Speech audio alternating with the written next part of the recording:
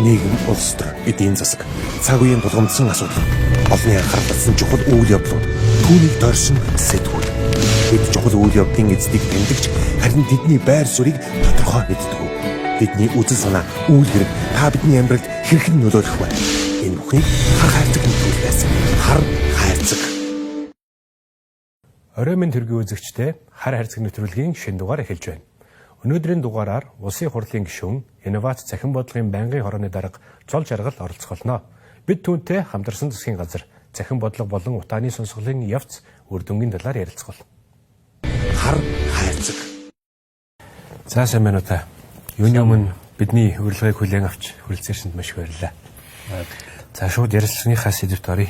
Өнөөдөр их хүндтэй туршлагатай зочин ирсэн учраас асуух зүйл маш их байгаа.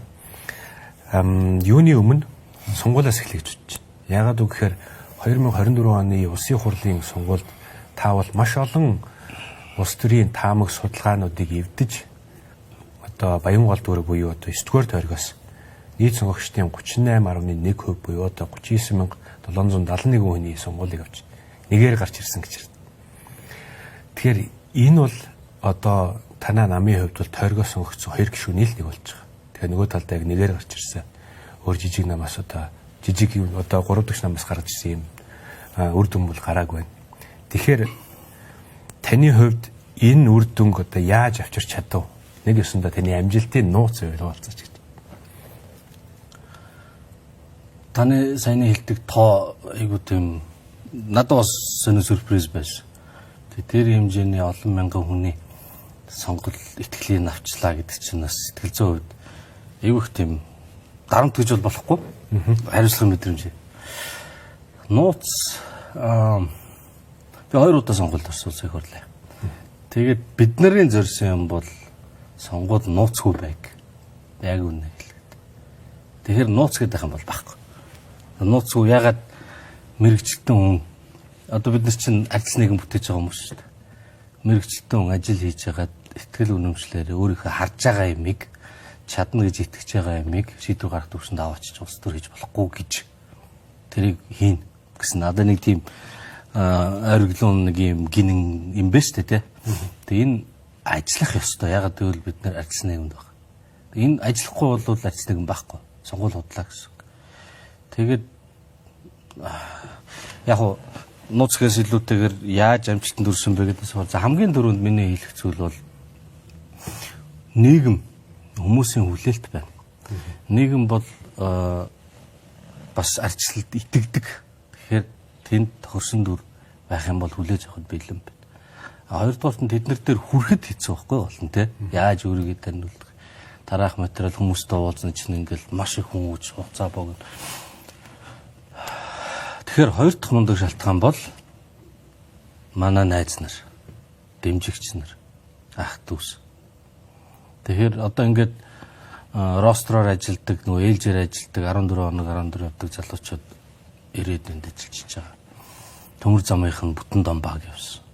Тэр хүмүүсийг бүгдээр ингээд цалинжуулах юм бол нөгөө олон оронтой тоо болно. Гэхдээ тэд нар юу ч аваагүй. Надаас өндөр цалинтай хүмүүс гудамжинд материал тарааж явсан. Инженерүүд, менежерүүд. Тийм хүмүүстэй уулзаад нэг 5 үг солиход нөгөө сурчлагын материал авч байгаа хүмүүс бас өөр.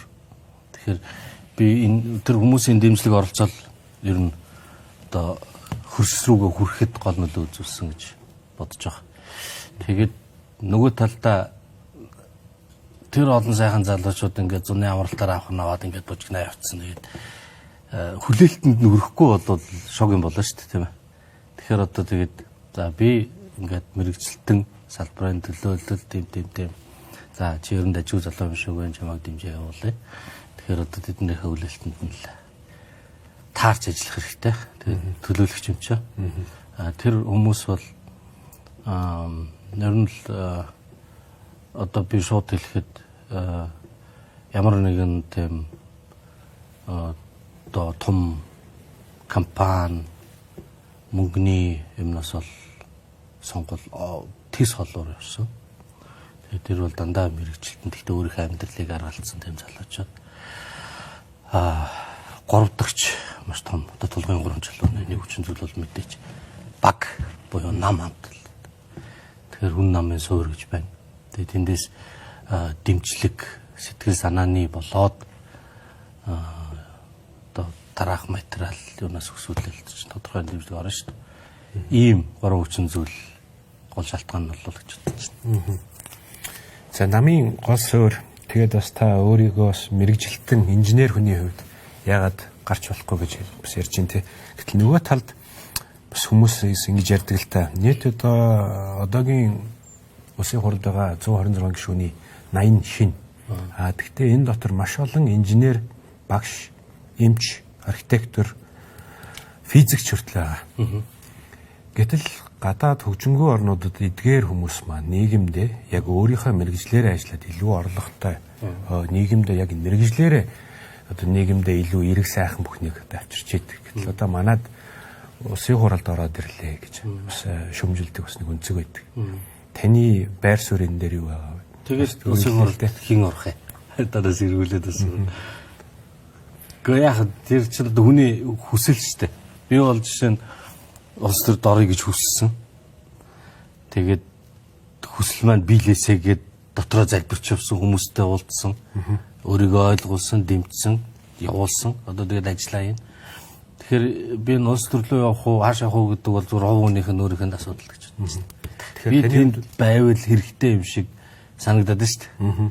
Таны хувьд бол эдгээр хүмүүс маань яг мэрэгжлэрээ ажиллаа хийснээс илүүтэйгээр улсын хуралд ороод бодлогыг зөв голборлол руу оруулсан илүү үр дүнтэй гэж харж байна тий.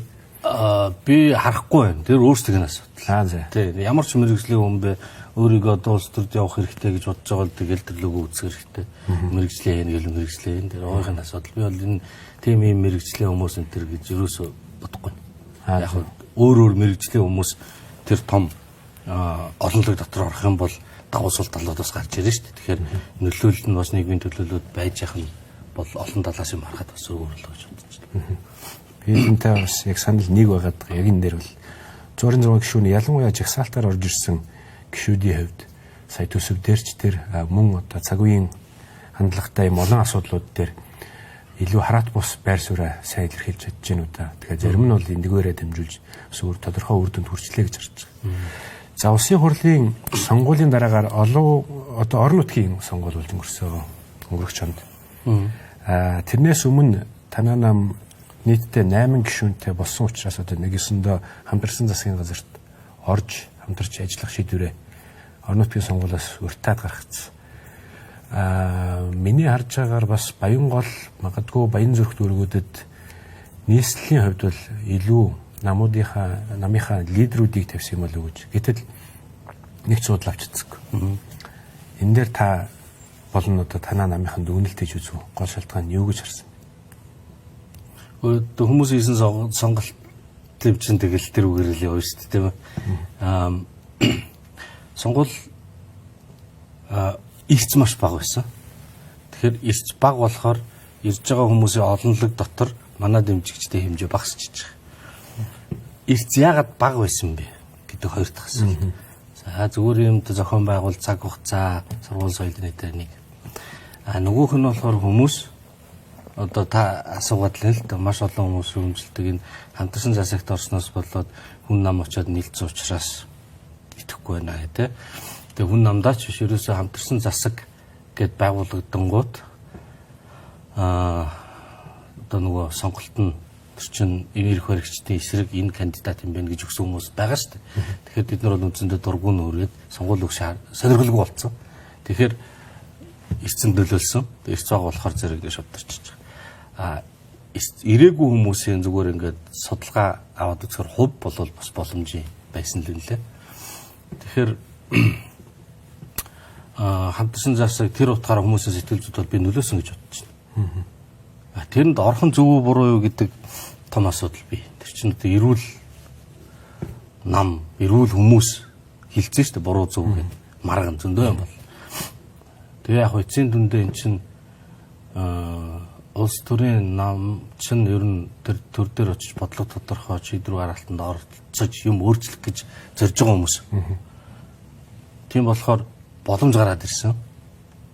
Тэр тэдэргүй цөөхөн хэмжээний хувьд бол тэр чинь тийм харьцаа энэ төвчний одоо засагт орсон хэмжээнд биш шүү дээ. Гэхдээ нөлөө нь нийгмийн хүлээлт байна. Ингээд том асуудлуудаа шийдээд хамтраад явах нь зөв юм байна гэсэн тийм саналыг аваад хилцээд за үр дүнд нь жоохон юм хийгээд бодомор бол орсон зүгээр юм байна гэдэг дийлэн хонлохын шийдлэр хамтсандаас гараа явсан. Тэгээд би бол одоо их бага хэмжээгээр манайхаа оролцоод явж байгаа нь үр дүн гаргана гэсэн хүлээлттэй л байна. Тэрнээс бол орон нутгийн сонгуул нөлөөлсөн баг. Тэгээ ямар үр дүн гарах вэ гэдэг чинь буцаад нөгөө хүмүүсийн санах хойд эдгээр чинь зөв явж ирсэн буруу явж ирсэн гэдэг нь гарч ирнэ л дээ. Арай л эрт оноо л гэж бодож байна. За ярилцлагынхаа энэ хэсэгт бас улсын хурлын инновац цахим бодлогын одоо байнгын хорооны даргын хувьд бас нэг хэдэн зүйлийг сумаар байна. Одоо засгийн газар дээр хамтарснаас гадна бас улсын хурлын институцийн хувьд бас хамтрал бас энэ үүсгээд тэрнийг бас улс төрийн томилгоогоор байнгын хорооны даргын ажил бас орсон гэж би ойлгож байна. Сонгуультай шүү дээ. Сонгуультай юу? Гишүүд сонгоно шүү дээ. Нэг дэвшил. Гэхдээ мэдээж хоёр бүлгүүд ойлголцол байгаа. Санал дэвшүүлэн гэхдээ гишүүд дэмжихгүй бол явах хэрэгтэй. Нэр дэвшигчд нь хин юм байсан бэ? Би мэдэхгүй санахгүй нь уучлаарай. Тэгэхээр инновац цахим бодлогын байнгын хорооны даргын хувьд бол та өнгөрсөн намрын чуулганы дээр одоо гаргасан, хэлэлцсэн магадгүй бас одоо эх хаврын чуулганаар хэлэлцэхээр бодож төлөвлөж байгаа ажлуудын талаар хэлцвэл. Цахим бодлого гэдэг ингээд шөмжлөлтэй ярьдаг, эрэг ярьдаг. Гэхдээ ийм Монгол гэдэг гоё системтэй, аппликейшнтэй хүмүүс ингээд лавлага авдаг болцсон. Ямар ч хэсэг нэг хэдэн жилийн дотор бол огцон хордоо өссөн. Үнэ. Тэгэхээр энэ бол өмнөх тэр салбарын сайд нар тийм ээ байнгын хорооны дарга нарын бас ажил үрдэн гэж бодож байгаа. Гэт ажил үргэлжлэх ёстой, хаана алдаа байна сайжруулах ёстой. Ингээ харахаар бид нар маш хурдтай захимчаар зэрэг түүнийг дагаад замбраагүй явсан, их мөнгө үрсэн ийм зүйлс бол гарч ирж байна. Тэгэхээр жишээлбэл Монгол улс ингээд төрийн одоо энэ үйлчилгээний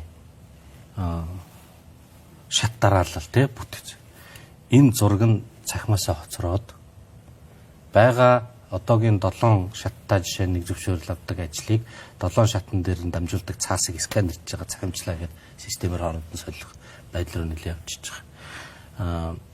Тэгэхээр тэрийг одоо тэр мэдээлэл чинь бүгд системээр орчиж байна. Тэгэхээр тэр олон дамжлагуудаа хэрэггүй.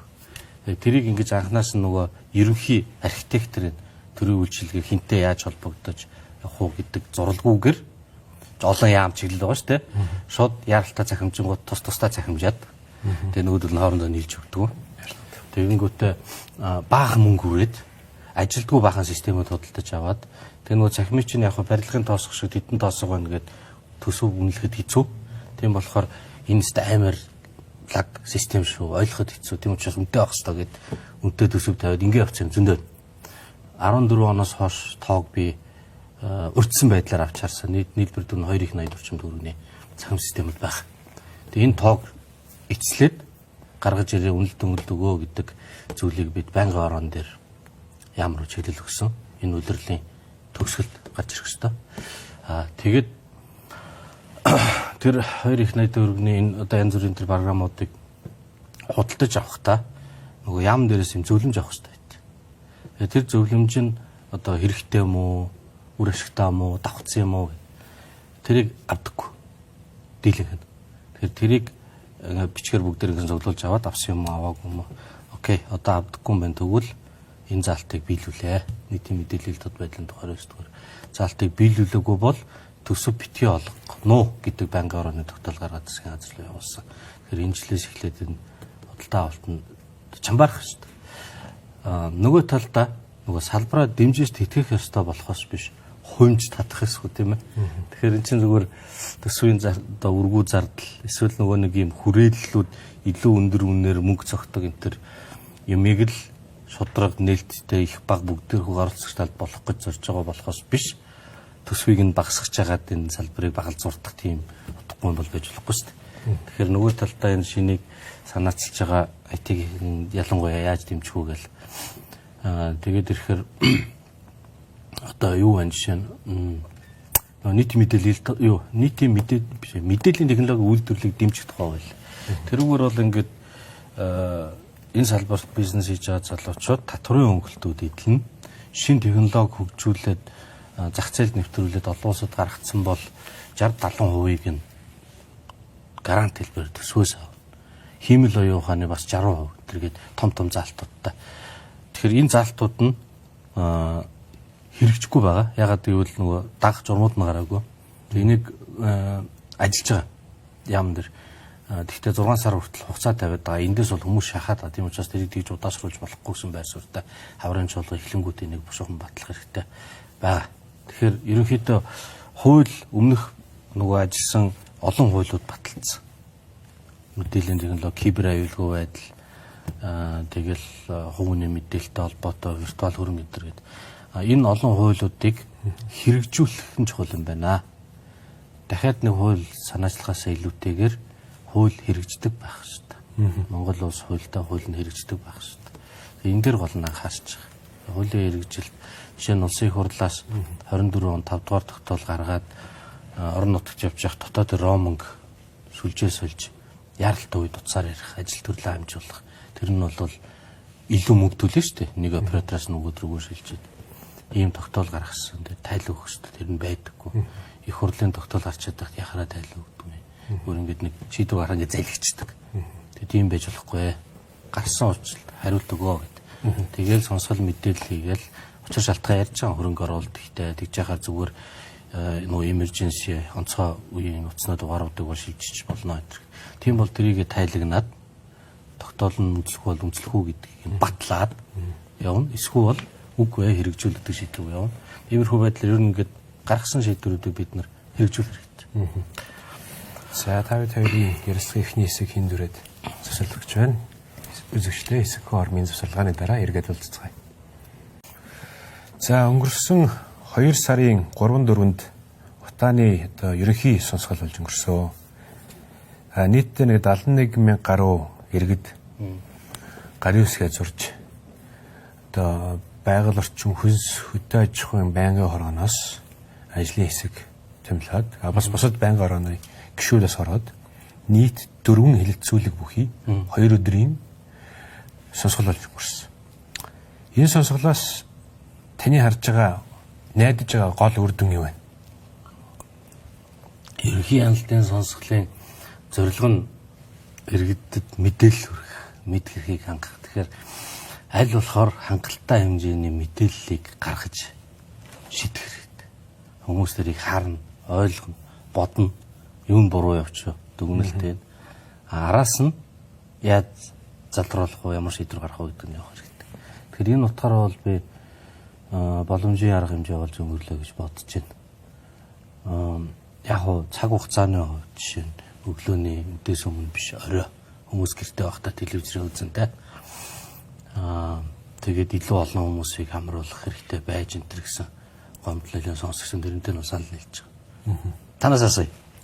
Тэгвэл одоо гар үсэг санаачилсан юм шүү дээ.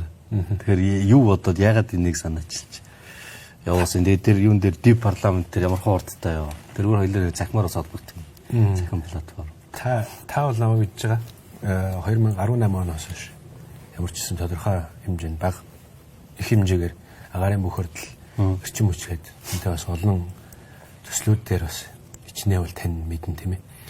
Тэгээд ингэж явж хахад 2022 оны 24 оны 5 сард бол энэ захим өргөдлийг бол анх санаачилсан. Тэгээд дахиад 11 сард дахиад явуулсан. Анх хавар санаачлалууд бол 534 хүн л гарын үсэг зурсан.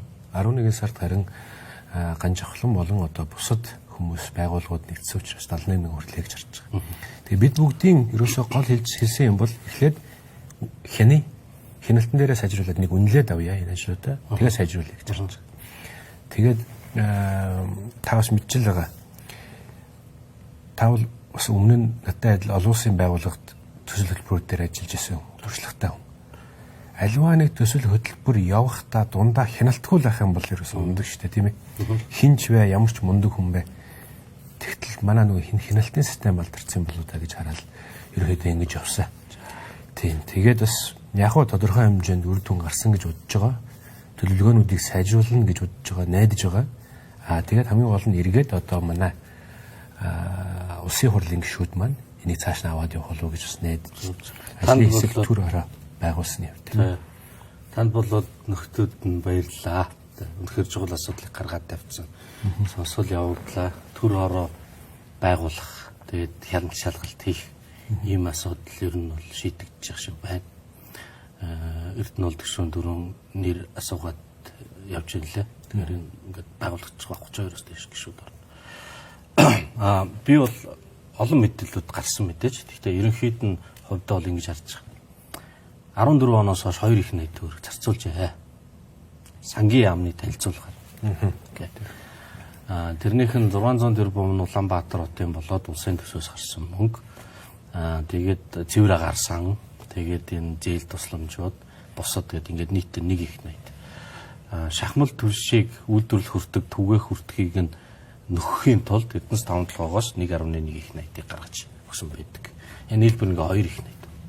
Тэгэхээр баг 3 болохоор ч тооноод тэр өдөр төслүүдийн нийлбэрийг гаргах юм бол яваад ил 2-3 их найт төгрөгийг зарцуулчих 10 жил. Тэгээд хангалттай үр дүн төрсөнгүй. Тэр 19 онд нэг түвшээ солиод тортог буураад нэг юм болсон үр дүн. Тэгвэл энэ 3 их найдын юм биш. Тэр хугацаа буцаад ингээ муудсан. Хичнээн угаарт. Тэгэхээр одоо бид нар дүнэлт их цаг нь болчихж байгаа байхгүй. Одоо ингээл тэр хаа байсан 5-6 жилийн өмнөх түвшийг яриад байх. Утгагүй. Тэгэхээр одоо бид нар урт хугацааны шийдэлд хэрэгжилж болох үс их хэмжээний мөнгийг богино хугацааны шийдэлд яаралтаа гэд үрээд дууссан байна. Тийм болохоор дахиад юм богино хугацааны элдв юмд их мөнгө өрхөө болий. Урт хугацаанд нь л урт хугацааны хөрөнгө оруулалт нь хаашаа орох. Нэгдүгээр хүний орон байрлал дулаан байшинтай бол цахилгаан, хий, нүүрс, мод бүх төрлийн юм хэрэглэхэд утаа бор. Хоёрдугаарт нь их үүсвэр. Цахилгаан дулааны их үүсвэрүүд бол урт хугацааны шийдэл. Гэхдээ энэ 2-3 их найдаар ч өчнөө олныг барьчих байж. Тийм болохоор дахиад том мөнгө гэх юм бол тийм юм. Гурав дахь зарчим төсвийн мөнгийг нийтийн мөнгийг өргөх гэж байгаа бол ямар нэгэн туршилтын төвшний юм дүрж болохгүй. Энэ бол хариуцлага. Хүний мөнгийг авчаад өмнөөс нь бодлого гаргаад зарцуулчихъя гэж сууж шít төр. Тийм бол зөвхөн батлагдсан эрсдэлгүй найдвартай хөрөнгө оруулалтанд төсвийн мөнгийг хийх хэрэгтэй. За ингээд бодохоор зэрэг одоо энд гараад байгаа янз бүрийн шийдлүүд. Одоо нөгөө 4 юм дид хилцүүлэг явлаа шүү дээ. Дөрөвт нь бол иргэдийн хүсэлтээр. Тэгээ тэр нь болохоор техникийн шийдлүүдийг сонсох. 28 техникийн шийдэл сонссон. Би тэр хилцүүлгийг зохицуулж ахалж суусан учраас сайн мэдж байгаа. Тэгээд тэр 28 шийдэл донд үнэхээр гой санаанууд байна. Ерөөсөө утгагүй юмнууд бас байна. Утгагүй гэдэг нь хүний үзэл бодол биш шүү. Хүний үзэл бодол ямар ч үед утгатай. Утгагүй гэдэг нь өөрөө техникийн хувьд ажиллах боломжгүй физикийн хуулийг зөрчсөн юм хэлж байгаа. Тэр хамаг ямар ч хүмүүс санаагаа бүгдийг хэлсэн. Тэгээд нэг хамгийн их одоо хилцэж байгаа зүйл нь ийм гоё шийдэл байхад аваад хийчихгүй дээ. Энэ хандлага нь өөрөө буруу. Энэ төр шийдвэр гаргаж байгаа хүмүүс чинь нэг дарга дээр очиод нөлөө бүхий дарагдчиход за яг ийм шүү гэд тэгээ нөгөө нэг юм технологи гэж туршиж таарад 100 тараасна нэг болиол те нэг бүх үйлдвэрүүдийг зогсоож ирснээр төрөөс ганцхан том үйлдвэр бөө мөнгөөр зараал бөө их найдууд болол төр туршилт хийж болохгүй. Тэр инновацийн шин технологиг батлаад туршаад нэвтрүүлдэг тогтолцоо байдаг инновацийн тогтолцоо. Энэ Монголд ажиллахгүй байхад байна л да. Тэгээ энэ инновацийн тухай хуулийг жишээ зүгээр тухай хальт дуртахад банкны орон дэргнээс ярьж байгаа. Тэгэхээр одоо энэ шин технологиудыг хөгжүүлдэг энэ юуг нь ажилуулах хэрэгтэй. Гэхдээ эндээс аль нэгийг төр сонгож аваад нийтээр нь шийдэхгүй. Харин төр яндангуй бүсийг зарлаа. Тэнд нь та дулаан байшин бариад галгүй амьдрна уу? Эсвэл цахилгаанаар ална уу? Хийгээр аллаа уу? Эсвэл өөр мод шатаана уу? Өөрийн чинь хэрэг. Тэрийг хэрэгжүүлэх боломж надад олох хэрэгтэй. Тэр нь бол хугацаа. Дээрээс нь хөнгөлтөө зээл. Ингэж л шийдэх хэрэгтэй. Тэгэхээр энэ дээр бол их олон бас хүмүүс санал нийлсэн. Би хувьдаа нийлж байгаа. Гэхдээ энэ юуны сонсголын үр дүн чинь миний одоо яриад байгаа шууд юм шийдвэр гаргах гэсэн үг биш шүү дээ.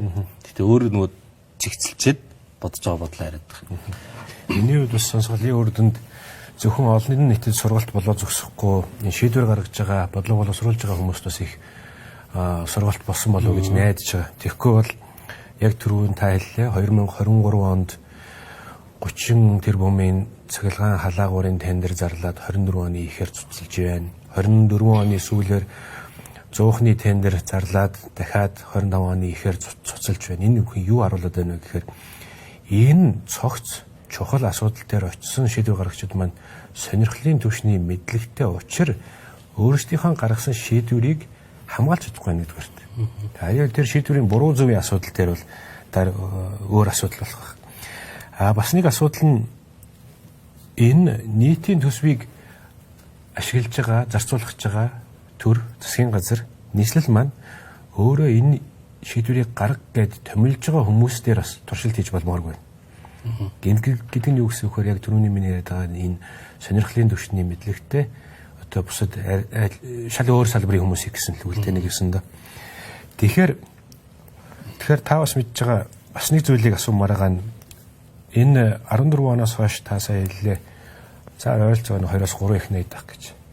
Тэгэхээр би бас олон улсын байгууллагт ажиллаж байхдаа яг утааны чиглэлээр Монгол улсад 2016-аас 2022 он хүртэл хэрэгжүүлж байгаа олон улсын байгууллагуудын одоо их сурвалжтай, санхүүжилттэй нийт төслүүдийг жагсааж үзэхэд нэг ойролцоогоор 310 сая доллар буюу ам доллар буюу одоо нэг их найд төгрөг болж 6 жилийн одоо хугацаанд бусад байгууллагуудын гэхдээ эдгээр байгууллагууд маань эргээд донор байгууллагуудаас тавьдаг зарчмуудын нэг нь бол засгийн газартайгаа хамтарч ажиллах хэрэгтэй гэдэг. Засгийн газраа дэмжих хэрэгтэй. Тэгэхээр энэ бол бас л ялгаагүй нөгөө төсвийн үйл ажиллагаар бол чиглэлжлэг юм л да. Тэгэхээр энэний үр дүнд одоо жишээ нь та бас хэллээ 2016 онд бий болсон агаар орчны бохирлыг буруулах үндэсний хөтөлбөр гэж байдаг. Тэгэхээр энэ хөтөлбөр бол нэг 5 хэсэг нэг 95 үйл ажиллагаа байдаг хаа. Маш олон үйл ажиллагаанууд байна. Саяны сонсголын тэр дөрөвдөх хэлэлцүүлэхээр гарсан бүх технологийн шийдлүүд бараг дурддагдсан байдаг. Тэрийг нэг 10-аас 15% нь л хэрэгжүүлээрэ гэсэн байдаг. Сайжруулсан түвшиг жишээ нь 20% нь л хэрэгжүүлээрэ л гэсэн байдаг. Гэтэл бид нар дарга таалагдсан гэдэг ч юм уу эсвэл тухайн үеийн шийдвэр гаргагчид таалагдсан тэр шийдлэр л 100%, 80% гэж барьцдаг. Тэгэхээр энийг ингээд зэрэг явуулахын тулд таны хувьд юу хийж чадах вэ? Эсвэл бид нар яаж ингэж одоо энэ цогц байдлаар нь явуулах хэрэгтэй? Ерөөсөө шийдвэр гаргагч нар техник шийдвэр гаргамааргүй байна. Бодлогын шийдвэр гаргах. Энэ технологийн дээр үү, энэ зуухан дээр үү, эсвэл энэ нарны юм их үү? Бити тийшээ орж илмээр. Бодлогын шийдвэр нь ямар байх шүү дээ. Батлагдсан технологиг татвараас өнгөлнө. Одоо Улаанбаатарын энэ бүсэд энэ төвийн хэсэгт гал төлөхгүй. Тэгээ 2 жилийн дараа та нар гал төлөхгүй шүү. Тэгвэл та одоо бодвол жишээ нь шүтээшийн барилгын эрчим хүчний мөнх баяр багшийн танилцуулган дээр хэлжлээ. Цахилгааны үн хийн өртөг хоёр бол ойролцоо оччлоо.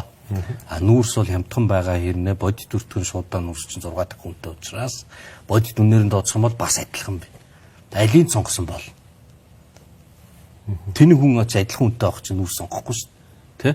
Тэгэхээр энэ бүс нутагт би өөрөө тэр хямдхан байшингаа барих боломжийг нь олгоод тэгээ шийдлүүдийг нь өртөг өндөртэй юмыг нь татаасаар биш татварын бодлогоор одоо нөгөө олон улсын санхүүжилт хүү багтаа юмар дэмжиж ингэж явах юм бол эрүүл бөгөөд тогтвортой болно гэж бодож байна. Тэгээ тэр нь бол бодлого юм байх шүү дээ. Тэрнээс биш энийг сонгоё гэх юм бол нэг бол нөгөө нэг 100 харчингууд нөгөө 100-ын тендерт орсныхан дараа шүүхтэл тэгээл тэгснээл ань чин дүлийн 100% гаргаа ийцсан мэн гэл нэг лайв талт нэг ич садаггүй нэг тийм эрүүл босхгүй.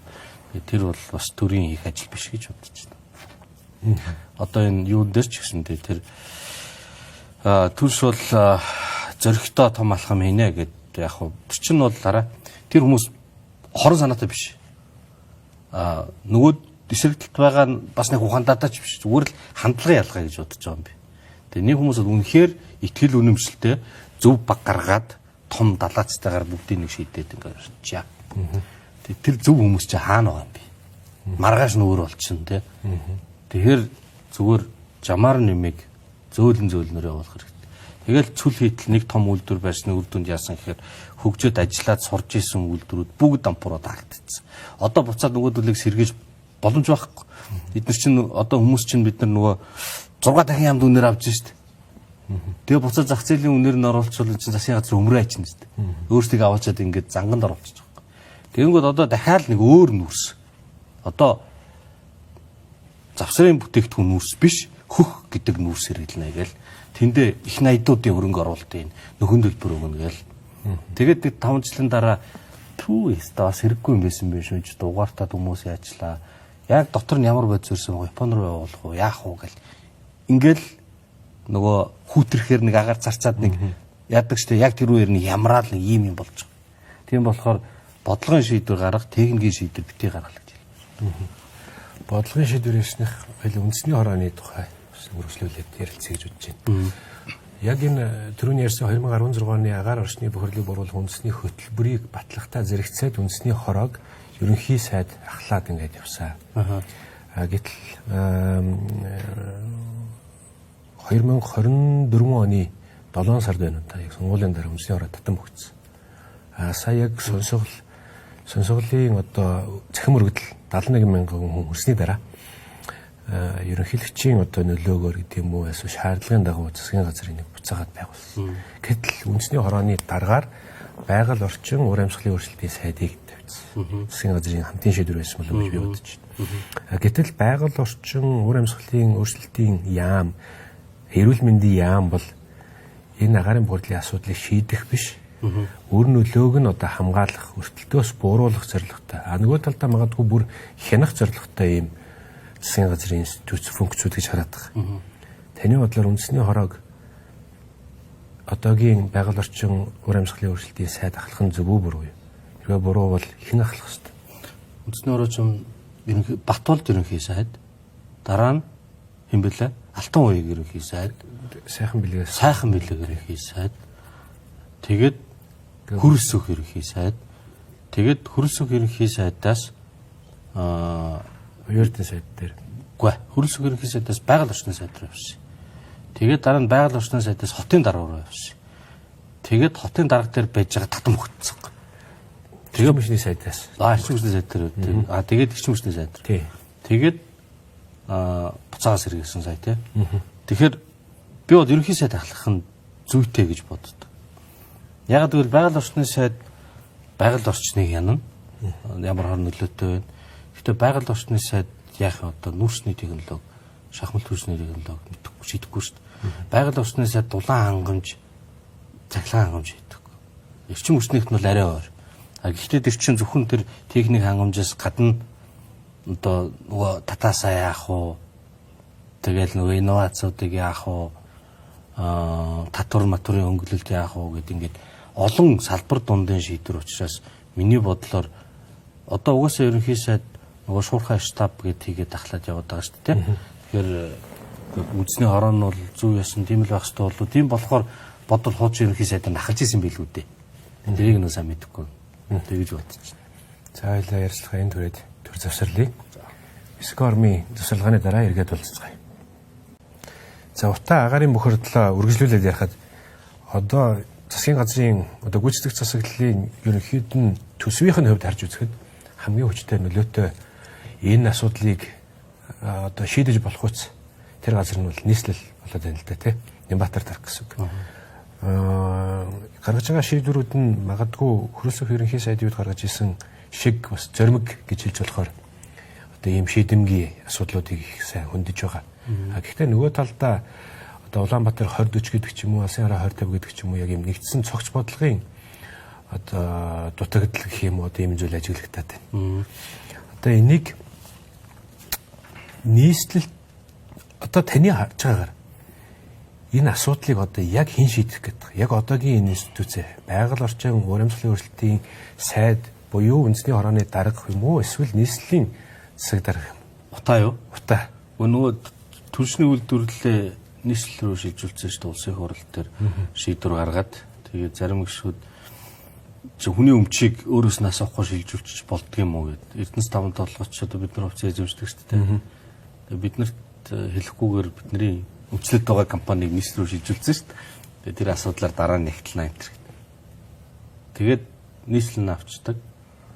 Тэгэхээр ч одоо тэгээд өмчин дэнд байгаа юм чинь нөгөө үйлдвэр яаж ажиллах нийслэлээр очиж гэнэ гэсэн үг те. Тэгсэн мөртлөө үндэсний ороогоо байгаль орчны сайн дахлан яг одоо салбар дундын ажлын зохицуулдаг болохоор тэгээд болох юм байлгүй дээ. Тэгээд тэрнээс өөр бий юу яриулах. Тэгээ ингээд үндэсний ороо нариуцж байгаа юм уу, нийслэл нариуцж байгаа юм уу, шуурхай штаб нь шийдэх юм уу. Тэгээд нэг юм болох л бах. Их хурлаас бол саяны сонсголын үр дүнд нөгөө төр хороо байгуулагдахаар болж байна. Тэр нь бол ингээд хяналт шалгалтын функц хийгээд тэрний үр дүнд нэлээд хилэмтэй зөндөл болох байлгүй дээ. Тэгэл ямар ч байсан зөвлөмжийн тэр юм бол гарах хэрэгтэй. Нийслэл идэвхтэй сайн ажиллаж байгаа. Тэгээд сая 20-40-ыг батлууллаа ч чуулганаар. Ер нь нөгөө нэг урт хугацааны төлөвлөгөөнийхөө дотор ажиллах ёстой. 20-30 гэдэг гоё төлөвлөгөө байсан. Хэрэгжүүлж өгдөггүй. Тэгэхээр одоо 20-40 дотроо ажиллах нэг асуудал, дээрэс нь 20-40 руу аваач хийж юм хавчуулах нэг юм хоёр асуудал байна. Хавчуулсан юмнууд бол зөндөл харагдчихлаа. Яг хаана байгаа хэрэг мэдэхгүй байхгүй гэл. Одоо богдуул дундуур ингээд гарсан түнэлж ингээд нарийнхаа дасгаа зураасаар ингээд зурцсан бохоо. Яах ч энэ юу юм түнэл хаана байгаа? Түнэл байхгүй мэдэхгүй. Ингээд дэлгэр сайхан сайдаас асуу тэр гэл юм батар дараа тэгэл. За тэр ч яг зүгээр ингээд санаа оруулчаа дараа нь өчрөө олоо гэдэг ингэсэн баг. Тиймэрхүү юмнууд байна. Тэгээд хурдан нөгөө төлөвлөгөөг хурдан явахын аюул нь яг энэ олон их найд ярьлаа шүү дээ оюул утаан дээрх шиг олон их найд дүүргэний асуудалд орсон байж яг энэ их том төмөр зам одоо метро тийм ээ LRT нэтэр юмнууд энийг айгу жамбаа хэрэгтэй шат дараалтаа амьдралд орхон бодтой шийдлээ эхлээд хийж төслөө одоо шийдмээр байна. Тэгээд хотын 24 мега төсөл байна гэдэг шүү дээ. Улсын 14 мега төсөл. Хот тэгээд нөгөө тусдаа төсөвтөө татвараа нэмээд хотын татварыг одоо 2% болгочдөг. Тэгээд бонд гаргана. Ер нь бол тэр төслүүдийн тоо хөрөнгө оруулалтын хэмжээ 200 их 80 төгрөг. Одоо 20-40 чинь тоо мөнлээ. Тэгээд тэр мөнгө хаашаа явах? Одоо ингээл богдуулын цаана бол маш их мөнгө явна гайлах. Гэр орол руу байхгүй. Гэр ороолынхаа явах вэ тэгээд байж л. Ингээд ийм юмнууд бол аюултай. Тийм болохоор би сүүлийн үед юу хараад байна гэхээр хот идэрхий давраад байгаа юм биш үү? Улсын дотор ус суучид шүү дээ. Татвар матвар нь ингээ өөрсдөө санхүүгээр шийддэг. Тэгэл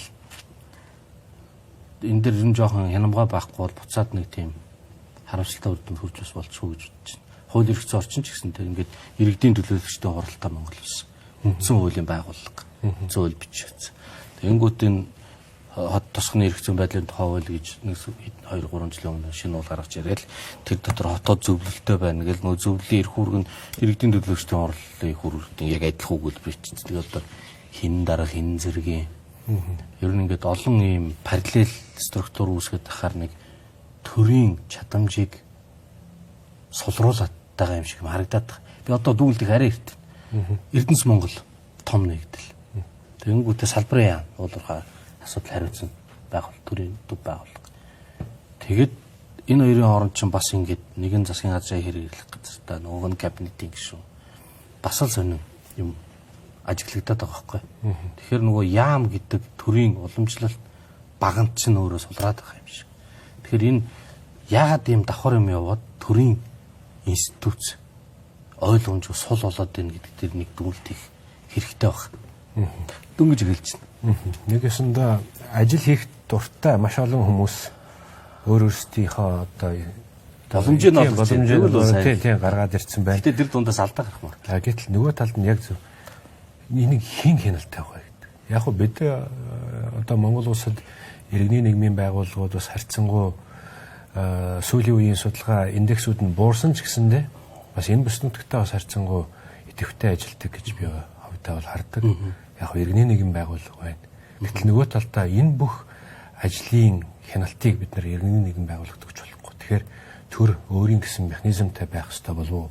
Энэ дээр таны бодол. Одоо жишээ нь яг утаан дээр ингээд төвлөрөөд ярих гэхэд яг хин хөстэй болж байгаа. Мэргэжлийн хяналтын ерхий газар гэж байгуулга байж байгаа дотн бүгдсэн байна. Тэгэхээр энэ хяналтын механизм тэгээд эргээд мэдээж төсвөө өргөн барихтаа миний бодлоор сангийн яамныхан бол үр дүн суурьсан төлөвлөгөө төсөвлөлт гэж сүүлийн үед их яриад байгаа. Энэ бол маш зөв тийм ээ. Гэтэл яг энийг дараа нь яаж хийх вэ? Амжилтгүй эсвэл үр дүнд хүрээгөө тохиолдолд ямар арга хэмжээ авах вэ гэдэг асуудлууд ерөөс бүрхэг байгаа юм л да. Одоо бид нар парламентын шинжилсэн, олон гишүүнтэй болцсон, халимаг тогтолцоотой болцсон. Тэгээд ингээд бүтцүүд бас янз янз гарч ирээд байгаа. Тэгэхээр би бол ингээд нэг бужигнаад нэг шалгуулсны үр юу олох гэж явж байгаа юм болов уу гэж бодоод байна. Яг одоо би бол ингээд хэлэхэд айгүй хэцүү харагдаад байгаа. Саяны таны хэлдэг дээр бол жишээ нь нутааны ингээд сонсгол зохион байгуулчлаа шүү дээ. Тэгэхээр хүмүүс ойлгож байна. Парламентын гишүүч бас идэвхтэй оролцъё гэсэн нэг юм хүмүүс их байна. Тэгэнгүүт хорон байгуулагдаад ингээд нэг чиглэл гарах болоо да. Төсөвдөр бол жишээ нь одоо хуулиараа сар удирдал жилээр ингээд ил тод байдлаар төсвийг ойлгомжтой хүртээмжтэй байдлаар танилцуулах шүү дээ. Захим талбар дээр. Тэгэнгүүт нөгөөх нь танилцуулдаг 5-6 сайтд хуваагаад айгуу дүүхтэй ухаж байгаа. Төсвийн тухай хуулийн гол заалт ойлгомжтой, таслал хүртээмжтэй биелдэг. Ойлгомжтой хүртээмжтэй байдлаар энэ номонд хэвлэлцсэн байгаа хүснэгтүүдийнхээ загварыг ашиглаад дээр нь дарахаар задраад явцдаг. Оруулаач гэд бид нар инновац захин бодлогын банкны орон дээр яг үл дээр нийтийн мэдээллийн ил тод байдлын тухай хуулийн заалтыг хэрэгжүүлэх шүү дээ. Тогтоол арга засгийн газар чиглэх гэсэн. Ингээд ямар ч байсны хариу үйлдвэрлэх. Иймэрхүү байдлаар ингээд ивэ олж явсан болов уу гэж л надад бодогдоод ах юм. Миний харж байгаагаар засаг дээр ажиллаж байгаа хүмүүс бол маш л өндөр ачаалттай байх юм биш үү? Талд бужигнаал байна. Одоо таны ярьдгаар яг өнөөдөр хяналт гол алдаа баг гарах тэ дэмий мөнгө өрөхгүй байх л асуудал. Та сая төсвийн тэр цахим орчинд оруулж байгаа хэлбэр форматын тухай сондлоо. Яг үнэхээр ингээд өнгөрсөн төсвүүдийг яг хэлэлцүүлж байгаа үед нь шинжээч судлаачид ороод хяналт тавья, судлаа тий яг аль салбаруудад хэдэн төгрөгийг яг тавьсан байгаа юм бэ гэдгийг харъя гэхээр бүр нэр яг үнэхээр яг албаар юм шигээр ингээд тэр хүснэгтийг далилгаад сканерцсан байх жишээтэй. Одоо тэгээд энийг магадгүй инновац цахим бодлогын байнгын хорооны зүгээс энд дээр одоо бүрэн формат оруулдаг, аль эсвэл бүр яг документ хэлбэрээр Excel файлаар нь оруул гэдэг одоо журам гаргаж болдог уу? Ийм эрх үүрэг байгаа юм. Яатсан баталсан формат байх. Тэрийг хэрэгжүүлдэг. Тэгэхээр баталсан форматынхаа дагуу хууль заасан ойлгомжтой байдлаар төсвийн гүйцэтгэлээс сар улирал жилээр нь вебсайтаа тавиа. Та хуулиа хэрэгжүүлээ гэд. Байнгын орооч нь хууль хэрэгжүүлэхийг шаардах үүрэгтэй шүү дээ. Тэгээд ийм асуудлыг бол тавьсан баг. Тэгэхээр энэ засгийн газар одоо энэ хариу үйлдэл үзүүлээд хуулиараа тийм шүү дээ. Тоохгүй хайна гэж яриа байхгүй байлгүй. Улсын хурлын байнгын орооны шийдвэр шүү дээ. Тэгэхээр энд нэг хариу үйлдэл үзүүлэх баг. Тэгээд дараа жил одоо дараагийн төсвийн тодтоос эхлээд мэрэгчлэлтэн дүрийн бус байгууллага яаж ингэж нэг ороход ойлгомжтой явахаар тэрнээс биш нөгөө иргэдэд ойлгомжтой гэхээр нэг юм гой зураг зурцсан нийтийн төсөв гэдэг нэг олон улсын байгууллагын дэмжлэлтэй мэдэн шүү дээ. Тэр бол биш байхгүй. За. Бас нэг би зүйл бас нэмээд хэлье би танд. Одоо энэ манайхан ч нөгөө цахим үйлчлэгээ авах гээд гадаад байгаа хүмүүс чаддгүй. Гар утсаар дамжуулж нөгөө нэг одооддаг. Тэгээд тэрэн дээр техникийн шийдлүүд бол байж болно. Тэгээд одоо дудаа яригдаад идэгээс хийх хэрэгтэй баг. Тэрийг ийм Монгол академи сонгуулийн ерөнхий ороо дата төв энэ байгууллагууд ингээд мэдээлэл өгөөд тэгээд байнгын орон дээрээс гадаад байгаа иргэдийн цахим үйлчлэгийн өвт хэмжээг нэмэгдүүлэх, цахимаар сонгуульд оролцох боломжийг судалж дүгнэлт гаргах ажлын хэсэг томилогдож ажиллаж байгаа. Тэгээд энэ дээр бол бид нар тэр холбогдох байгууллагуудаа мөн цахим яамныхаа дэмжлэгтэйгээр ингээд гарсан харлаг нь олох хэрэгтэй. Эцсийн дүндээ цахимаар хөгжүүлнэ, шуудангаар хөгжүүлнэ. Ямар ч байсан Монгол иргэн гадаадчтай хоёр аймаг байна шүү дээ. Үнцэн эрхээ эдэлж явах шүү дээ. Тэр нөхцөлөө бид нэр энэ хамтарсан засагта олон юутай ийм парламент үүссэн боломж дээр дараагийн сонгуулиас өмнө шийдэх ёстой л гэж бодож байна. Та бас ярилцлагын ихэнх үед хэлж ирсэн. Монгол улс цахимжилтын өсөрч яваад одоо бусад асуудлууд нь хойно хоригдсон гэдэг. Энэ үүний нэг нь бол яа харахгүй манай иргэдийн болон төрийн албан хаагч үйлчлэгээ үзүүлж байгаа одоо хүмүүсийн маань цахим ур чадварын асуудал зүйсээр орж ирж байгаа. Яг үнэхээр эмнэлгүүдэд, сургуулиудад болон төрийн одоо бусад үйлчлэгээ үзүүлж байгаа газруудад нөгөө цахим систем нь нэвтэрчээд идэг. Гэтэл эдгээрт яг суурилж нөгөө датагаа нөгөө мэдээлэлээ оруулж явах хэрэгтэй хүмүүсийн маань цахим ур чадвар. Нөгөө талдаа иргэдийн хувьд кибер аюулгүй байдлын асуудлууд их өндөгдөж байна. Цахим залиланд тийм ээ. Мөн дээрээс нь ийм Монголиа буюу одоо энтэй салбарлж гаргаж ирсэн маш олон арга одоо төлөвлүүд байна тийм. Эдгээрийг ашиглаж байгаа хувь бас төдийлөн бас өндөр биш байгаад идэг. Тэгэхээр энэ салбар дээр ур чадварыг дээшлүүлэх, сайжруулах салбар дээр танай байнгын хорооны зүгээс одоо ямар бодлогын одоо алхмуудыг хийж байгаа юм? Цагаан яамныхантай бид нар энэ кибер аюулгүй байдлын чиглэлээр ажилладаг компаниуд, төрийн бус байгууллагыг цуглуулад нэг брейншторм хийсэн. Сочилоотой яаж энэ салбарт хувийн хвшлийн тоглолтыг нэмэгдүүлэх боломж байна. Тэгээд тэр үеэр бид гаргасан бас гол төвлөлтийн нэг нь ерөөсөө цахим чадамжийг сайжруулах үндэсний одоо сургалтын аян зохион байгуулах хэрэгтэй бид. Нэг жилийн хугацаанд хөтөлбөр боловсруулаад тэгээд энэ дээр дэдэн хүн ажил барьна энэ гэдэг. Тэгэхээр одоо энэ дараа жилийн төсөвтэй ажиллаж шүү тийм ээ. Тэгээд төлөвлөгөн дээр ингээд тусгагдаад тэгээд төсөв хүмүүс саналтайгаа яамнаас орж ирэх байх. Кибер аюулгүй байдал дээр бас нэлээд анхаарч манайх ч одоо төрийн цэргийн тэгээд нийтийн төвүүдтэй шүү дээ. Тэр төвүүдээр ингэж айлчиж мэдээллүүдийг аваад тэгээд кибер аюулгүй байдлын зөвлөл бий. Тийшээгээ хандаад кибер аюулгүй байдал мэдээллийн технологи гэдэг төсвийн ангилалтай болооч. Төсөв дээр байхгүй. Тэгэхээр одоо мэдээллийн технологийн компьютер бол жишээ нь эмнэлгийн онцлогооны машин эсвэл тэр нөө фургонтой нэг ангилал дотор тоног төхөөрөмж явуулдаг байхгүй ялгаж харахад байсан. Тэгээ нэгдүгээр тусад нь болгоё. Хоёрдугаар кибер дээр бас анхаарах хэрэгтэй байна гэдэг. Тэгээ ангилал шийдэж гарсан л та засгаас. Тэгээд цаашдаа энэ кибер бол том одоо хамгаалах төв төр технологиос илүүтэйгээр та бидний хэрэглээ. Тэ одоо хүн өөрөө ингээд болгоомжгүй тийшээ орно. Тэгээд тэр масс олон хүмүүс рүү гарсан хортой код чинь цаанаа бас нэг ингэж уйлдангуудаа дүнэлт нь аюулгүй байдалтай холбоотой ч зүйл байж болчих. Масс байдлаар. Тэгээд улс төрчдийн цахилгаан хэрэгсэл электроник юмнууд явна. Одоо энэ сүлүүийн кабель тэр нэг чаржер энэ төр бол бас эвгүй. Тэндээ шууд Wi-Fi-аар юм цацаад хулдаг барьдаг юм байдаг. Тэгэхээр энэ чиглэлээр хэрэглээний боловсрол таны хэлж байгаа маш чухал юм байна. Тэгэхээр тийм сургалтын одоо аян зохион байгуулах хэрэгтэй байна. Ер нь зөвхөн төрийн байгууллагууд бол тусдаа ингээл сургалтууд хийгээл цуглуулаад уулзаал. Тэр нь илүү далаастай байх хэрэгтэй. Тэгээд нэг чухал юм одоо түмэн компани чинь энэ нийтийн төвөд газраас ингээд аюулгүй байдлыг хангана гэж байна. Ингээд компаниуд нөгөө аудит эрхтэй компаниуд очиод эрсдлийн үнэлгээ тайлан гаргадаг. Таавал тайлан хийх үүрэгтэй нэг иймэрхүү тогтолцоо байгаа. Тэгэхдээ тэр албадмал байдлаар биш би иргэдийн мэдээллийг цуглуулчаад бизнес хийж байгаа. Тэгэхээр би мэдээллийг алдаад хайн гандаад одоо тэр эмнэлэг санхүүгийн програм шиг болоод байгаа юм бол миний мэдээлэлтэй харьцах эрх хаагдана. Тэр нь одоо ингээд торгуулийн оноотой ч тийм. Тийм үүргээ ухамсарлаад тэгэнгүүтээ дорж байгаас үйлчлэгийг нь худалдаж авдаг.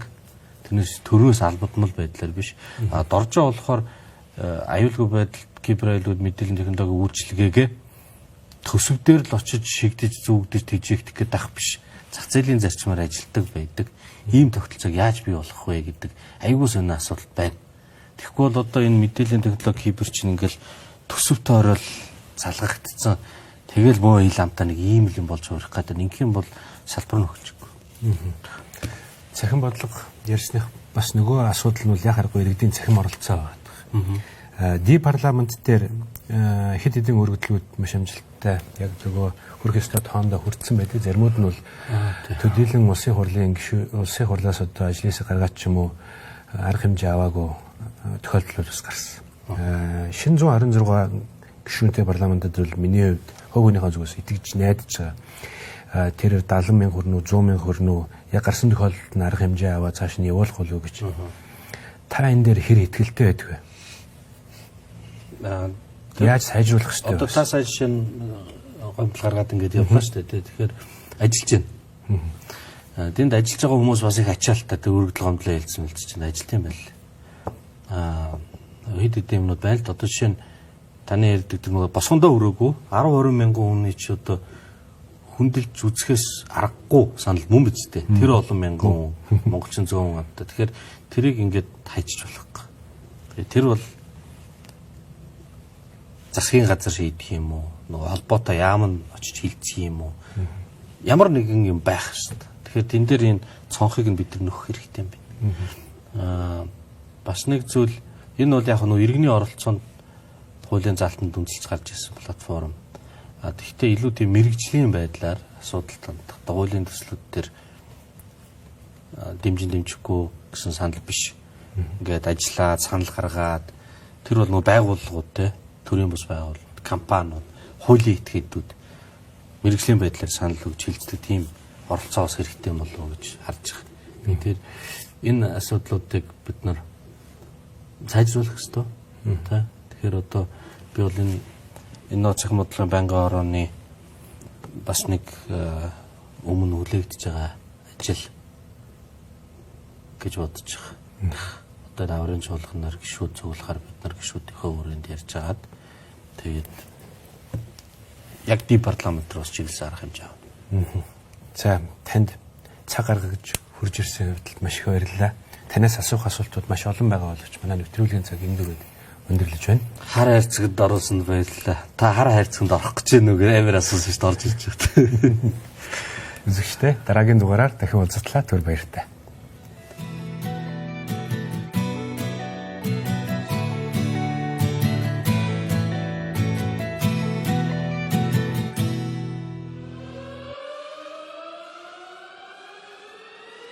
Нийгэм, улс төр, эдийн засаг, цаг үеийн тулгамдсан асуудал, олонний анхаарлалсан чухал үйл явдлууд, түүнийг доршин сэтгүүл. Бид чухал үйл явдлын эздийг тэмдэгч харин тэдний байр суурийг тодорхой мэддэг. Бидний үзэл санаа, үйл хэрэг та бидний амьдралд хэрхэн нөлөөлөх вэ? Энэ бүхнийг хар хайрцаг нөхцөлөөс хар хайрцаг